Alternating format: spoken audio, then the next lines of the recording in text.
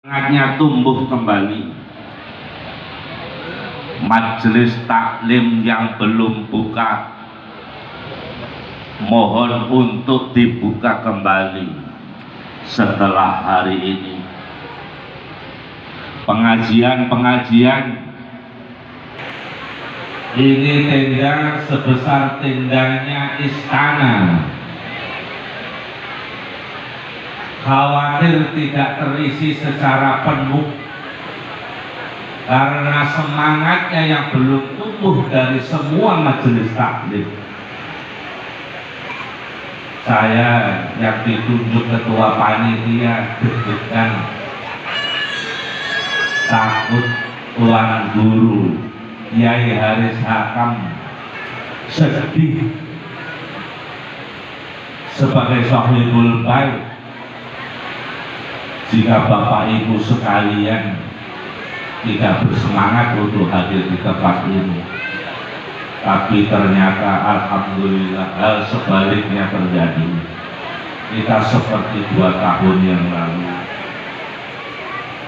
Semangat ibu-ibu? Bapak-bapak semangat? Oh yo, biasa Bapak. Makanya kalau di podium ini sana lihatnya bapak-bapak, ibu-ibu, karena lihat warna-warninya ibu-ibu dengan pakaian seragamnya, maskernya pun sama, luar biasa. Makanya di akhir sesi dari majelis taklim rombongan ibu-ibu, nah, jangan tepuk tangan dulu. Yang kedua syaratnya, ya tadi Zulhah, nanti tadi Zulhah yang menilai nanti sama Yai Anis. Ya, kalau nanti panitianya amplopnya masih ada, kita kasih hadiah untuk pemenangnya. Kalau panitia duitnya sudah habis, saya coba kalau di kantong saya masih ada, saya keluarkan dari kantong. Bapak Ibu yang saya hormati, saya mewakili panitia peringatan Maulid Nabi besar Muhammad Sallallahu Alaihi Wasallam tahun ini. Hanya ini yang bisa kami sampaikan kepada Bapak Ibu sekalian. Hanya ini yang bisa kami hidangkan nanti kepada Bapak Ibu sekalian. Tempatnya hanya seperti ini, tapi yakinlah bahwa kehadiran Bapak Ibu semua adalah bagian spirit kita untuk tetap bersemangat, memulihkan kembali kondisi, mendoakan pesantren As-Safinah terus berkembang menjadi lebih besar. Mohon doanya, Yai Haris sendirian membangun pesantren ini dan tidak memungut biaya dari santri-santrinya. Makanya tolong dicek tas bawaannya itu, ya, jangan sampai nanti ada tersisa uang untuk dibawa pulang, ya. Nanti duitnya itu yang tersisa sekarang insya Allah akan jauh lebih berkah. Yai Haris yang lebih afdal menyampaikannya. Saya kira itu atas nama panitia. Terima kasih atas kehadiran Bapak Ibu sekalian. Mohon maaf jika ada khilaf dan kekurangannya. Insya Allah. Warahmatullahi wabarakatuh. Waalaikumsalam warahmatullahi wabarakatuh. Terima kasih Ustaz Haji Afif Malik yang juga menyampaikan tentang kerinduan agar kita bisa berkumpul kembali bersilaturahmi seperti ini setelah 2 tahun lamanya kita jarang menyaksikan sebuah perkumpulan silaturahmi yang besar seperti ini. Insya Allah ini adalah menjadi awal kita untuk terus bisa berkumpul bersama dengan acara-acara seperti ini selanjutnya. Ibu Suami kemudian Ustaz Haji Izzati Reza Namun sebagai yang mengawali hikmah maulid yang pertama akan disampaikan oleh guru kita Ustadz Muhammad Fatih Risha. Kami persilakan.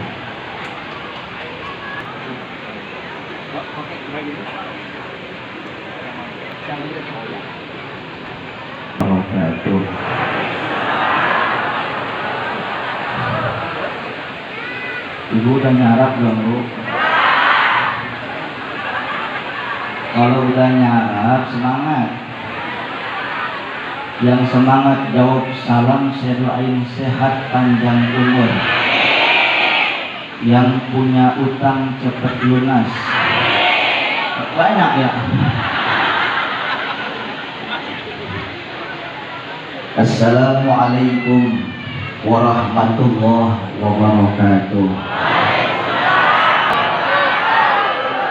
Bismillah, alhamdulillah, salli ala sayyidina Muhammad wa mudah-mudahan Allah kucurkan rahmat dan maghfirahnya kepada kita semua. Tidak keluar kita dari tempat ini, mudah-mudahan Allah maafkan semua kekhilafan kita. Hajat-hajat kita Allah kabulkan. Amin. Al-Fakir haturkan untuk yang mulia Ayahanda Abuya Guru Haji Muhammad Haris Hakam. Semoga Allah berikan beliau sehat walafiat. Semoga Allah panjangkan umur beliau. Allah berikan kemudahan kepada beliau, dan semoga ilmu-ilmu yang manfaat buat kita semua. Amin ya rabbal alamin. Yang mulia Habibah al-Mahbub Al-Habib Abdul Muttalib bin Yahya, yang mulia Ayahanda Al-Ustadz Haji Afif Malik, Ketua Panitia Maulid Nabi besar Muhammad Sallallahu Alaihi Wasallam, yang mulia Ayahanda Bapak Haji Muhammad Ali, yang mulia Ayahanda Bapak Haji Ahmad Jamil LC, yang mulia Ayahanda Bapak Haji Mahdi Arif, menyampaikan hikmah maulidnya kepada kita semua. Ayahanda firman Allah Subhanahu wa taala. Allah Al-Ustadz Haji Zaki Mirza pun masih di perjalanan Agung Izzul Haq. Mudah-mudahan beliau sehat panjang umur, tambah rizkinya, tambah bisa sebutin satu-satu. Mudah-mudahan semuanya sehat walafiat, panjang umur, dan hajat-hajat dikabul oleh Allah Subhanahu wa taala. Ibu-ibu yang cantik-cantik, calon bidadari syurga, saya doakan cepat masuk surga.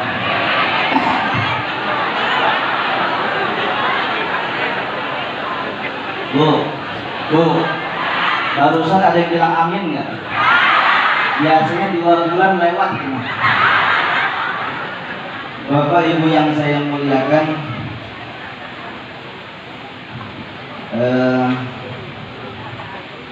kalau ban mobil itu meletus, Bu, ada serep tapi botak, dipakai nggak? So tahu, kagak aja, dengerin dulu, makan dulu, yang nyawa ini serep semua. Serepnya botak, dipakai nggak? Pakai juga biar jalan, ya. Jelas. Nah, ini ban botak lagi ngomong. Bapak Ibu yang saya muliakan, tidak mengurangi ta'zim mahabbah al-fakir kepada guru-guru kita. Ini karena amanah dari Abuya, amanah dari Ayahanda, harus dijalankan. Mudah-mudahan ada manfaatnya. Cuma umat Kanjeng Rasulullah yang sampai di Al-Quran ditoreskan dengan tindak kas oleh Allah. Kalau kita umat yang paling bagus, umat yang paling baik. Bu.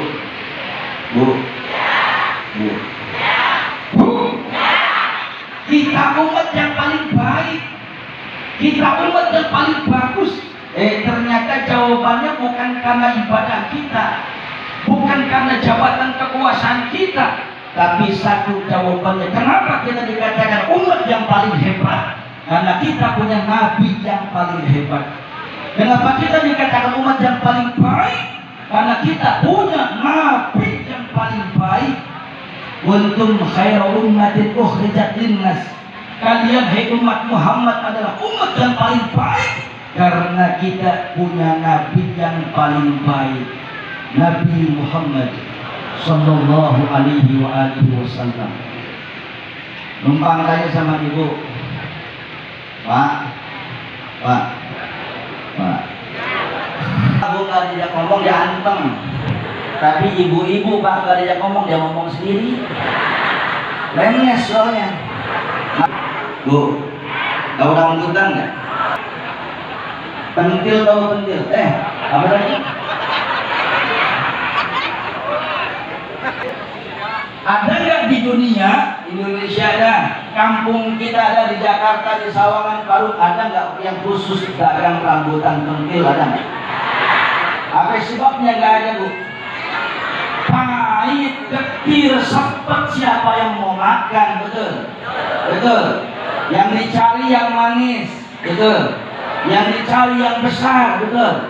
Yang dicari yang merah, betul, Bu?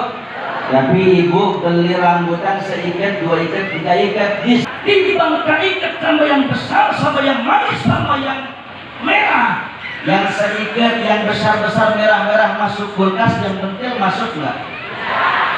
Pentil, bu, paham gak ini? Yang pentil kagak dimakan, cuma dua, tapi dedikatnya sama yang besar masih tidak kepada usaha ini. Maka ini rumus rambutan pentil, ibadah kagak seberapa, cinta kepada ulama, ngikut juga masuk surga. Amin ya robbal. Bu, mau masuk surga? Besok berangkat mau? Kalau entas betul nih, Jawa, ada Jawa kali ya?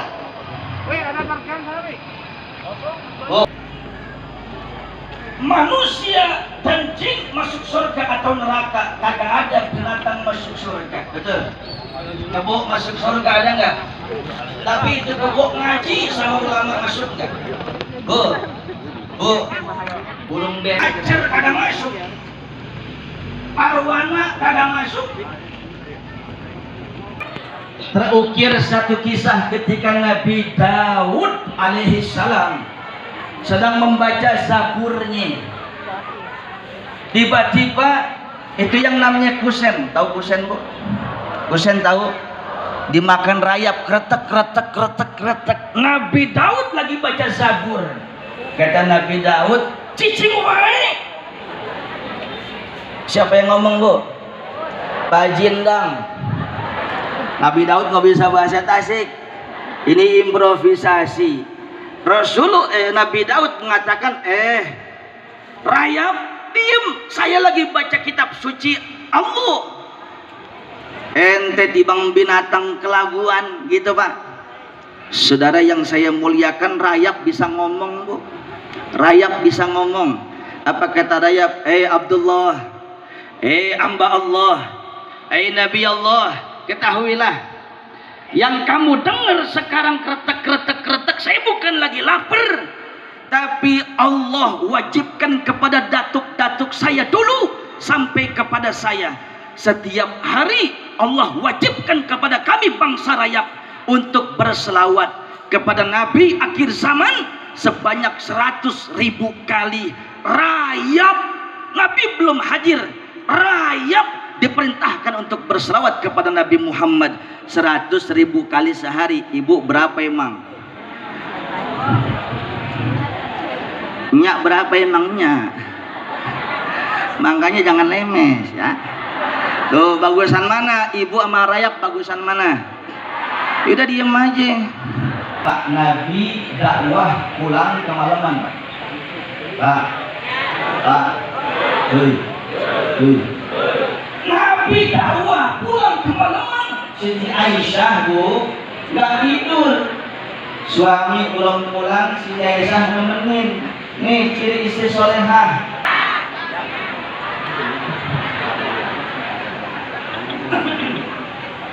Laki belum pulang. Itu Bu ya. Jelas. Jelas. Begitu Rasul masuk ke rumah Rasulullah, gelap gulita, semuanya penjuru rumah. Maka si Aisyah mengenang penuh heran, ya Rasul, ma'auda awajhak. Ya Rasulullah, alangkah indah wajahmu. Wajah Rasulullah mengeluarkan cahaya. Kemudian Rasulullah tangannya dicium sama Siti Aisyah. Siti Aisyah keningnya dicium sama Rasulullah. Itu bini zaman sekarang jauh yang begitu. Lagi bilang, bang besok bayaran bang. Bang besok Aisyah. Ini bini PA Morokal.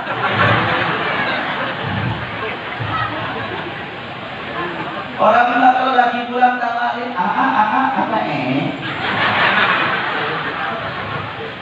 mau minum apa? Kopi, teh, ada cucu. Ya, nenek. Rasulullah bilang begini, ya Humairah, wahai istriku sayang, Bu,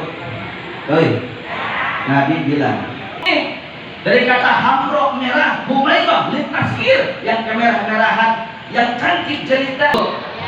Oh, wahai istriku sayang yang cantik jelita, yang kemerah-merahan, begitu Bu, kudu cakep. Makanya ibu-ibu zaman sekarang biar kata Siti Aisyah suka pakai belokot.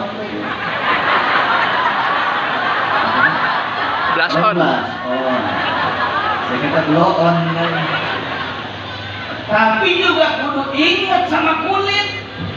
Kulit dikasih putih, dikasih sawo matang yang hitam dari Allah. Jelas tuh. Jangan suka seuson sama Tuhan. Tinggal kita manajing bener. Kalau udah ketahuan kita punya kulit hitam, pakai blaskonnya aja kebangatan banyak kayak dia dicabein. Kampung nih ngomong ibu begini. Di Sepatan Banten saya pulang sampai rumah 2:30. Istri saya lagi jahit juga tuh, percaya gua. Begitu sampai rapi mau pulang ada yang ngomong begini dan gonggong. Jahit. Saya bukan kiai sebenarnya, pusat juga bukan, tapi congosnya ulama. Mudah-mudahan ada manfaatnya. Kiai, kalau Siti Aisyah kan putih emang cakep, bisa dipanggil ya Humairah. Emang apa Kong? Bini ayah hitam. Gampang, panggil aja. Ya Hajar Aswad.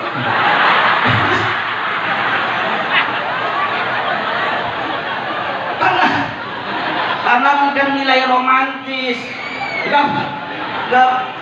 Olehnya ibu ngomong sama laki jangan mama kudin baik, jangan. Tapi mau ke kantor, kalau ojek. Ya lanjut. Manusia yang tidak akan memandang wajah pun nanti di akhirat. Ada 3 golongan manusia yang tidak akan mampu melihat wajahku. Boro-boro syafaat Nabi, mandang wajah indah manusia yang indah yang diciptakan oleh Zat yang Maha Indah. Kakak bisa juga apa sebabnya? Nih 3 golongan.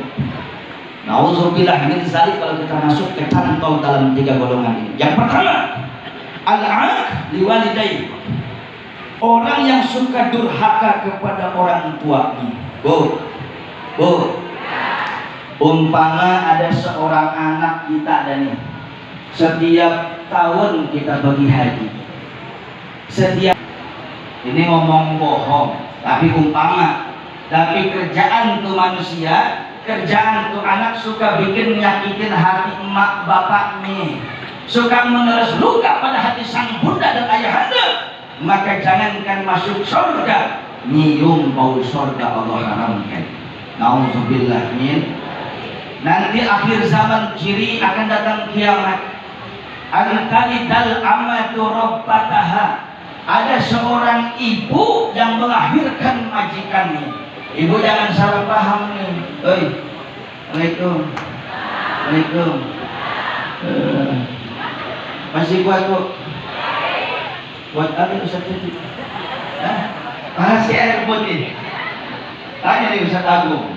Saya kalau dititipan kasih susu. Kalau susu mau 2 cengkuat, air putih nasi sang aja pesantren juga abangnya ya. Tuh kan, Ustaz Jadi, makasih Ustaz ya. Biar tambah istri antum ya Allah.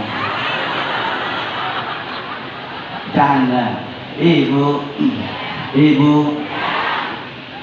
Orang lelaki, maka al-jannatu tahta aqdamil ummahat, surga di bawah telapak kaki ibu. Mansur, hukumnya bakal demi hukum, lantaran harus ada yang lebih ditaatin. Bojone lagu wahai dengar ini, bukan settingan dari Pak Ustadz Abid, bukan, disuruh aja.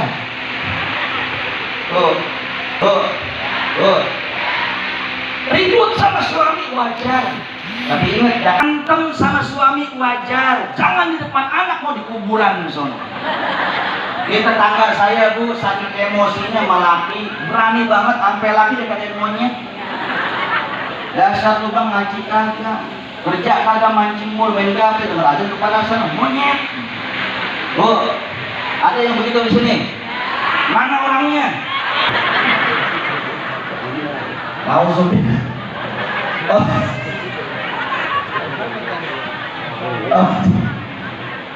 Bahasa dari Timur Tengah. Maka fil aba, kana fil abna. Yang dilakukan orang tua pasti nular ke anak. Bahasa kampung, jangan salahkan istri. Ketika kita ingin rumah tangga kita, my house is my paradise. Tapi kenyataannya my house is my hell. Tahu artinya? Dilarang merokok di masjid. Kita pengen rumah tangga kita sing adem ayem, gemah limpah, lo jinawi, cocok tentrem, mangun kakora harjo. Faktanya sebaliknya. Masalah satu belum kelar, datang lagi 2 masalah. Masalah ini belum rapi, ada lagi ribet, capek batin. Jangan salahin anak, jangan salahkan istri pak. Ingat dulu ngasih makannya uang apa? Mungkin keselip di situ uang hasil korupsi, uang hasil nipu.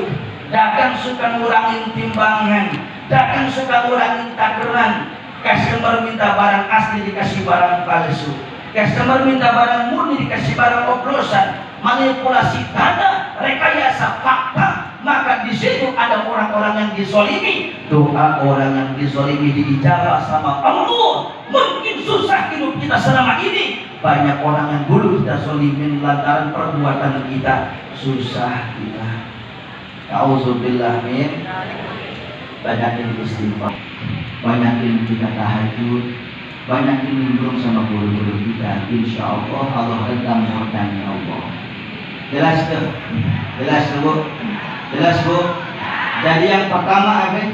Suka durhaka sama orang tuanya. Tapi ketika itu anak, mobil khusus perempuan sudah nikah, maka beralihlah kunci surga ada sama. Kayak bener nih, betul? Kita sama suami. Yang selalu maki-maki suami siapa? Nggak ada di sini, orang ngaji nggak ada. Bapak Ibu yang saya muliakan, sampai-sampai Pak Rasul saking sayang sama kita, seandainya ada manusia yang boleh disembah, Bu, seandainya ada manusia yang boleh disembah, aku perintahkan suami sujudlah kepada dia. Tapi kan kagak boleh. Apa artinya? Jangan sampai kita durhaka kepada suami. Ya Ustaz, suami yang bagaimana? Suami gue belenggu. Dia kata suaminya belenggu, kan ini bini belenggu juga ya. Bu, katanya suaminya belenggu. Nih, lihat. Siapa tetangganya yang mobil baru yang namo di rumah sakit? Tuh siapa tadi tuh? Anak yang durhaka kepada. Yang kedua Pak, siapa golongan yang tidak bisa memandang wajah Nabi Muhammad? Yang kedua, sabda Rasulullah, tariku sunnati, orang yang suka meninggalkan sunnah-sunnahku. Pak, setiap tahun Bapak hadir nggak di pesantren kecintaan kita As-Sakinah Bogor ini? Hadir nggak Pak? Hadir nggak Pak? Dapat apa Pak perayaan Maulid? Kalau timbang seremonial tahunan. Untuk apa Pak datang kemari? Kalau tiba mau berkat doang, capek. Bapak Ibu yang saya muliakan, di mana pun acara Maulid, ambil hikmahnya. Biar kita lebih cinta kepada Rasul, otomatis sunnahnya dijalanin. Jangan sampai Bu, kita mau muludan, kalau bahasa Betawi masa tahun sunnahnya kagak dijalanin. Ada nggak yang udah sholat duha sebelum kemari tadi? Ada nggak? Nggak apa-apa deh, mungkin tadi kepatian ya.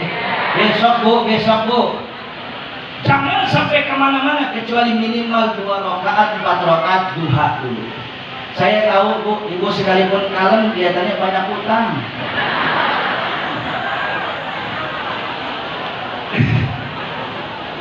Kenapa saya tahu Ibu banyak utang? Yang tahu banyak utang juga. Assalamualaikum. Lanjut. Masih kuat. Ciri yang punya utang tuh Bu, pucat.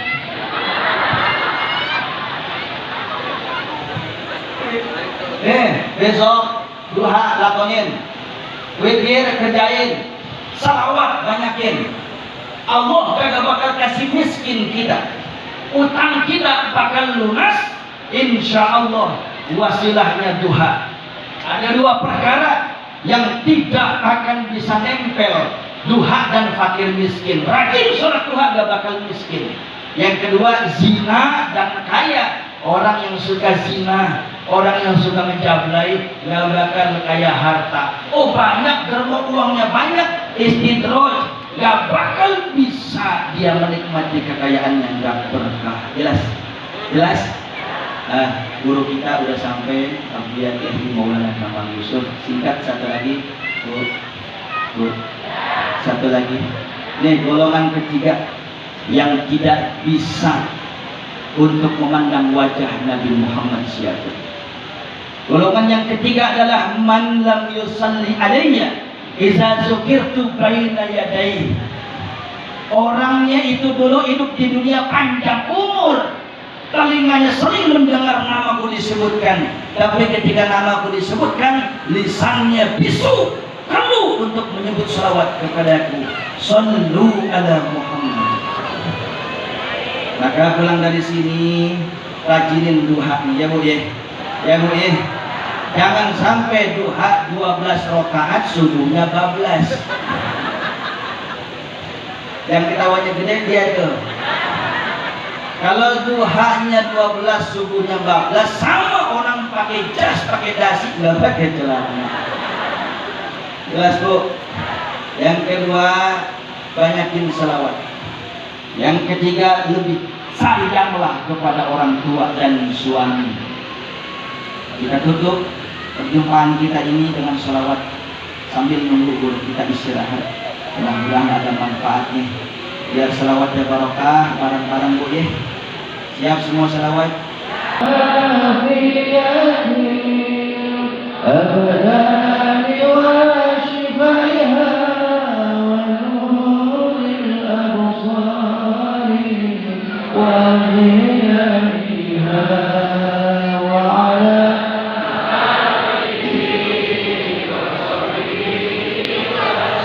Ayo semangat lagi. Allahumma shalli ala sayyidina Muhammadin tibbil qulubi wa dawaiha wa afiyati abdani wa shifaiha أبصاري وهيئها اللهم صل على سيدنا محمد طب القلوب ودوائها وعافية الأبدان وشفائها ونور الأبصار وضيائها وعلى آله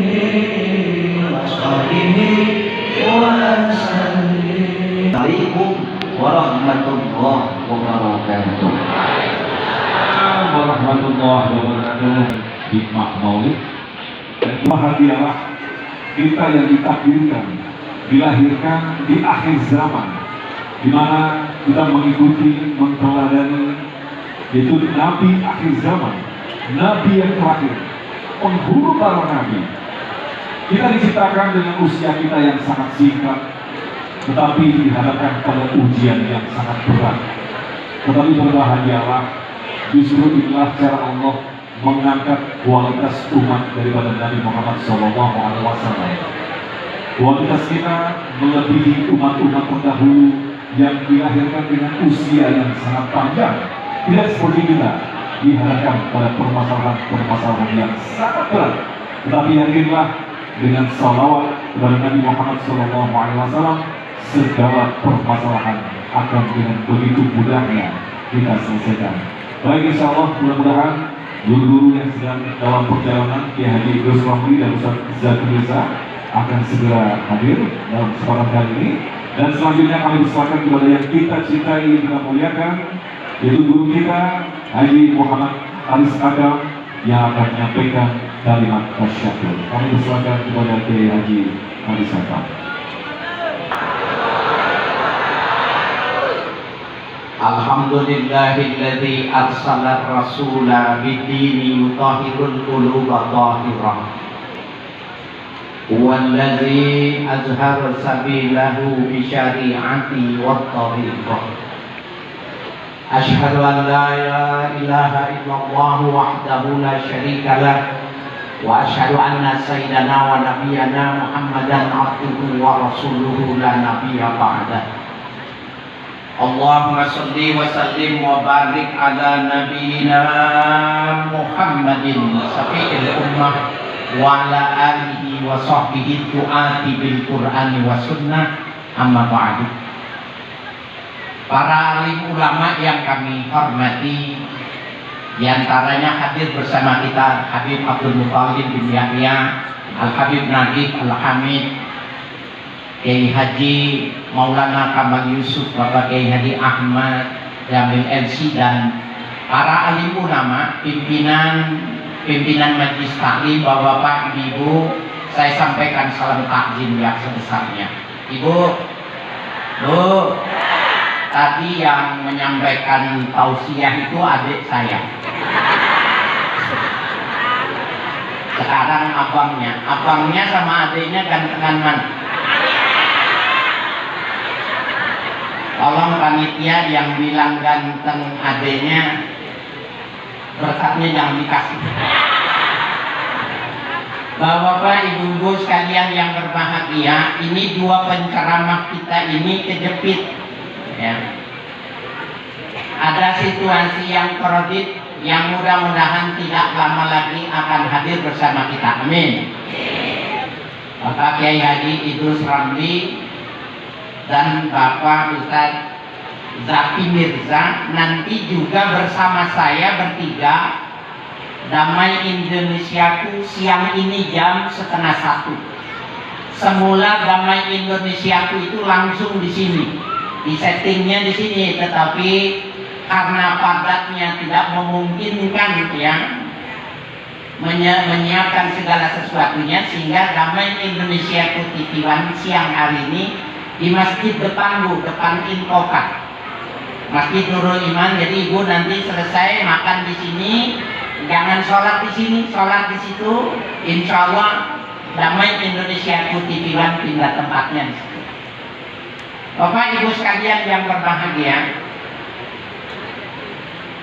di dalam salah satu hadis yang masyhur dan sering kita mendengarnya, bahwa Sayyidina Ali karramallahu wajhah.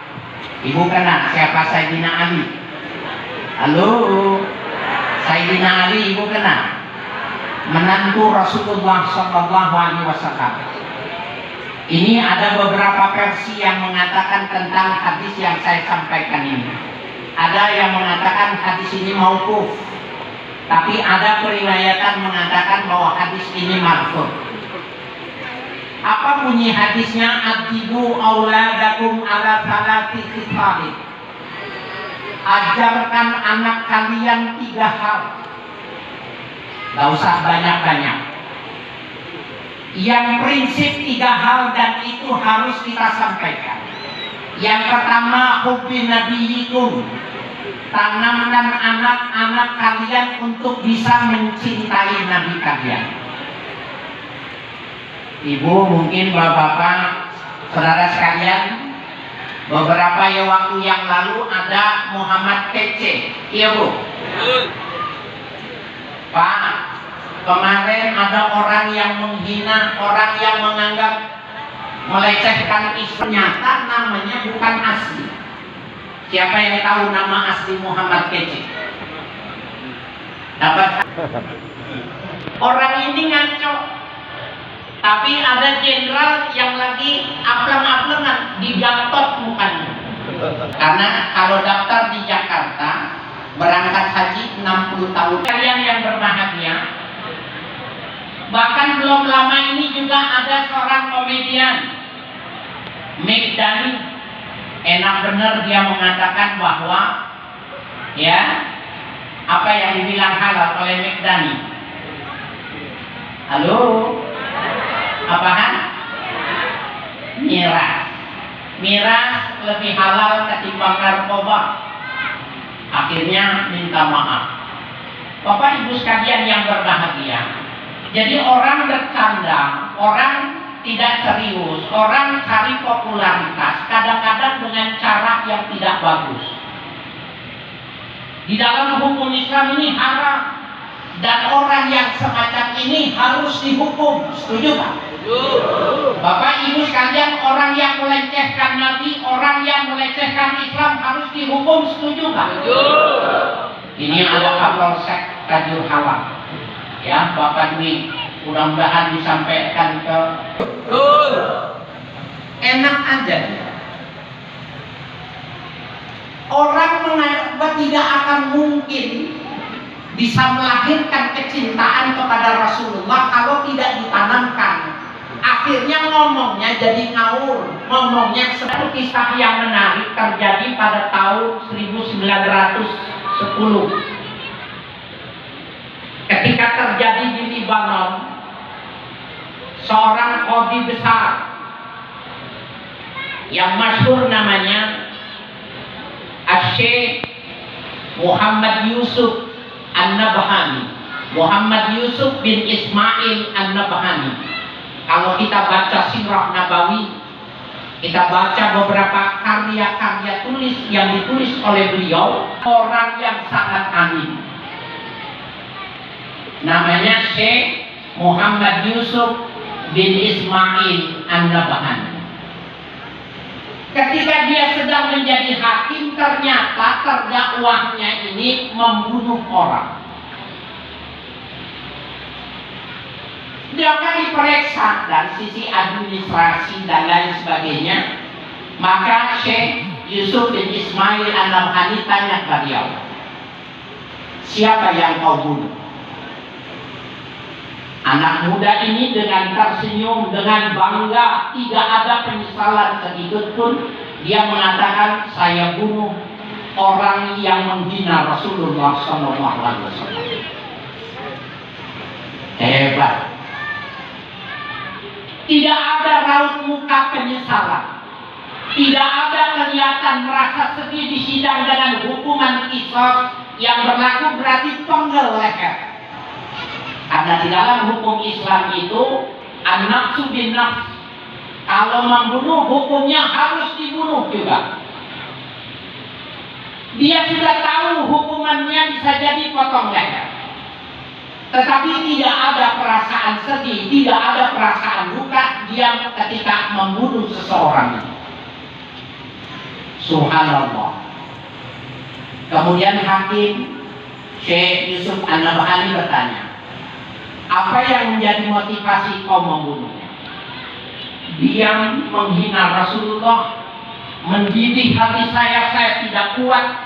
Saya ambil pisau di pasar itu, kemudian saya tancapkan di perutnya. Subhanallah.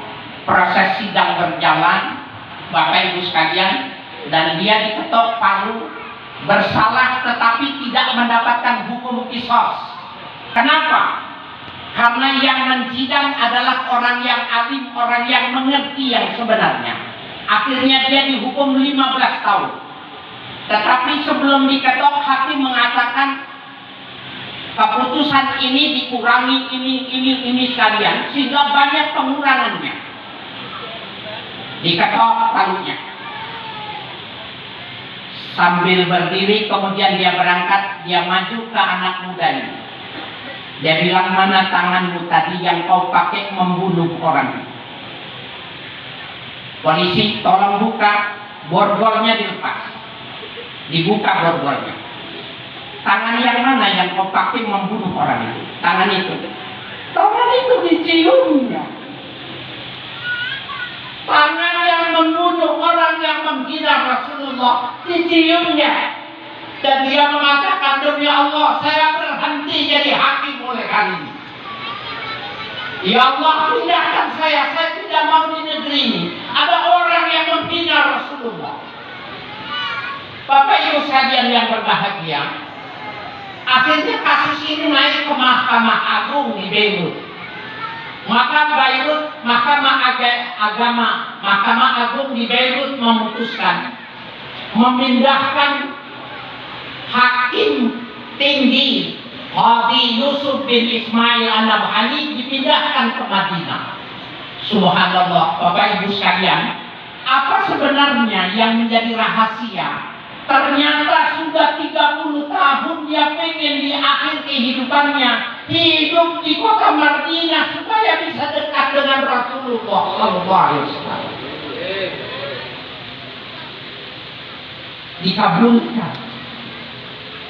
Bapak Ibu sekalian yang berbahagia, kita kecewa kepada orang yang menyepelekan, kepada orang yang memainkan, menghina, melecehkan Rasulullah SAW. Dan kita sebagai umatnya mengutuk perbuatan yang itu. Yang kedua, Bapak Ibu sekalian yang berbahagia, yang dianjurkan di dalam hadis itu, wa hubbi ahli baiti, tanamkan anak-anak kalian untuk mencintai keturunannya Rasulullah SAW. Ini ada Habib Abdullah, Habib Muttalib bin Saifan bin Salim bin Yahya, ada Habib Nakib, bin Bapak Ibu sekalian yang berbahagia, orang-orang saking cinta, kalau mereka itu bertemu dengan orang yang namanya Muhammad, maka tangannya buru-buru masuk ke dompet, tangannya buru-buru masuk kan sama orang itu. Kenapa? Orang ini namanya Muhammad. Allahumma shalli.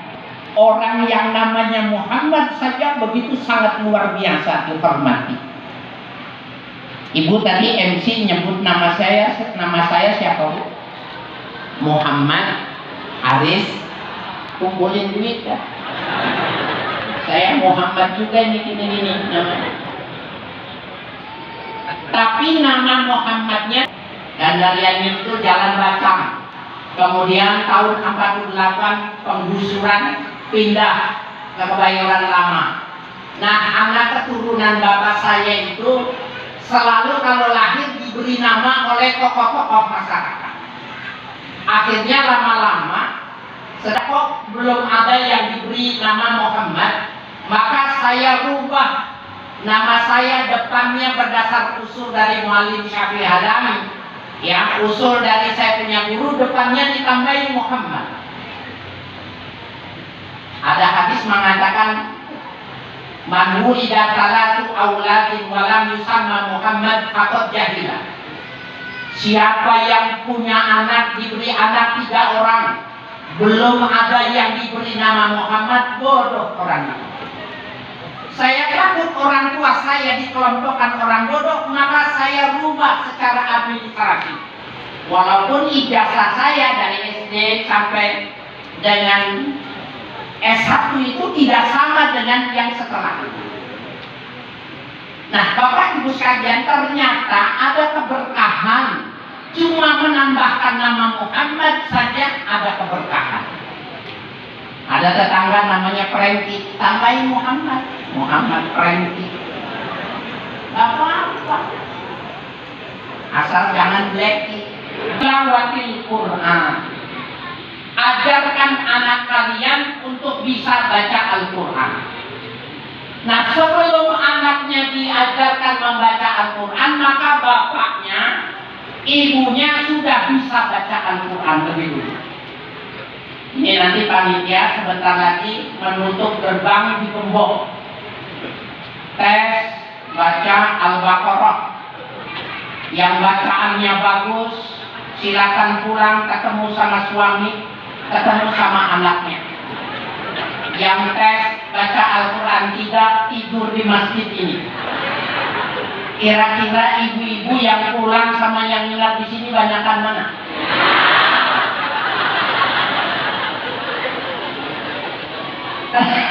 Kenapa banyakan yang nginap di sini?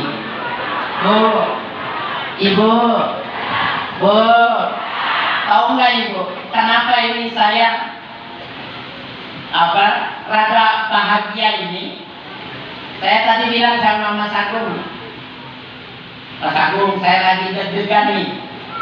Majelis taklim banyak, tapi majelis taklim ibu-ibu satu pun belum ada yang dibuka. Saya bilang ternyata ibu-ibu lebih takut mati ketimbang bapak-bapak. Mudah-mudahan karena tempatnya ibu-ibu 3 kali lebih besar dari tempat laki-laki. Alhamdulillah sekarang bisa penuh, amin. Mudah-mudahan ditambahkan rezekinya, ditambahkan kecintaan kepada Rasulullah, dan nanti mendapatkan syafaat dari Nabi kita Muhammad SAW. Bapak Ibu sekalian yang berbahagia, apa sih pentingnya memberi dasar, menanamkan yang ketiga ini, mengajarkan Al-Quran? Tadi ya adik saya udah bilang, ibu mau masuk surga? Ya cuma 18. Ibu mau masuk surga? Mudah-mudahan yang nyaut saya doakan mudah-mudahan dikabul masuk surga. Ibu mau masuk surga? Udah pantas masuk surga belum? Ya nggak jadi dong. Bapak Ibu sekalian yang kami hormati, ada cara yang mudah bagaimana caranya menghafal Al-Quran. Ana hamalat Al-Quran hum ahlullah. Orang-orang yang menghafal Al-Quran dan mengamalkan Al-Quran, mereka itu nanti jadi keluarganya Allah. Pengen jadi keluarganya Allah, masukkan anaknya ke pesantren supaya bisa menghafal Al-Quran. Selesai menghafal Al-Quran, silakan. Sekarang ada 26 perguruan tinggi negeri dan swasta bonafit memberikan beasiswa kepada yang menghafal 30 juz Al-Quran. Fakultas kedokteran, fakultas teknik, fakultas kimia, nuklir diberikan kepada orang-orang yang hafal Al-Quran, masuk tanpa seleksi, hanya untuk diseleksi bacaan Al-Quran 30 juz.